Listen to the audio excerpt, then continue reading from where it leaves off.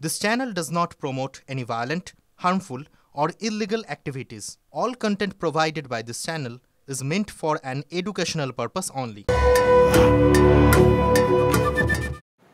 আর এবার যে খবরে নজর রাখবো, দমদম লোকসভা কেন্দ্রে এবার কিন্তু ত্রিমুখী লড়াই। তৃণমূল, বিজেপি, সিপিএম এর জোর টক্কর। প্রচারে বেশি জোর তৃণমূল প্রার্থী সৌগত রায়ের, ফাঁকা মাঠ ছাড়তে অবশ্য নারাজ সিপিএম এর সুজন চক্রবর্তীও। আর বিজেপির শিলভদ্র দত্ত তিনি জোর দিচ্ছেন ছোট ছোট প্রচার সভায়।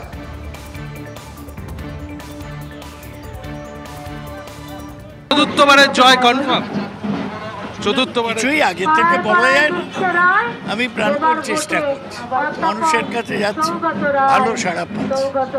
মূল প্রতিদ্বন্দ্বী কে এখানে, সিপিএম না বিজেপি? সেটা ওরা টস করে নিক, আমি বলতে পারবো। ওরা টস করে ঠিক করুক কে সেকেন্ড পজিশনে যাবে। কোথাও কি দুর্নীতি নিয়ে গতকালও একটা রায়, সেটা কি কোথাও ভোটে প্রভাব পড়বে? সবাই দেখছে কি হচ্ছে, আমার মনে হয় না লোকসভার ভোটে পড়বে। নরেন্দ্র মোদী জিতবেন। দমদম আবার নতুন করে তপন শিকদারের পর আরেকবার বিজেপির পদ্ম ফুটবে। দ্বিতীয় দেখুন, পশ্চিমবাংলার যা পরিস্থিতি, তৃণমূল হওয়ার কথা। সিপিএমের তো কোনো সুযোগ নেই, কারণ বাংলার মানুষ এই মুহূর্তে সিপিএমকে ভোট দিয়ে ভোটটা নষ্ট করবে। সুতরাং প্রথম বিজেপি থাকলে সেকেন্ড হওয়ার কথা তৃণমূলের। এবার তৃণমূল আর সিপিএম লড়াই করুককে দিতে হবে। 15 বছরের একটা অপদার্থ সাংসদ, আবর্জনা একটা পানিহাটির জন্য একটা ইস্যু। 15 বছর ধরে অনেক গল্প শুনেছেন, কিন্তু আবর্জনা মুক্ত হয়নি।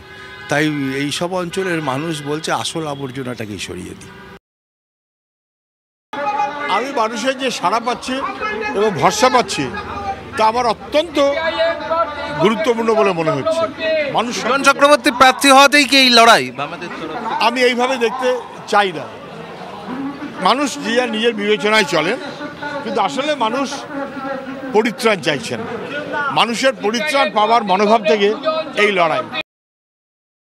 রাজনীতি সচেতন দমদম বারবার চমকে দিয়েছে রাজনৈতিক বিশ্লেষকদের। 2024ও সেরকম কোনো ফলাফল অপেক্ষা করছে কিনা তার উত্তর অবশ্য মিলবে 4 জুন। কিন্তু দমদম কেন্দ্রের লড়াইটা এবার দ্বিমুখী নয়, একেবারে ত্রিমুখী।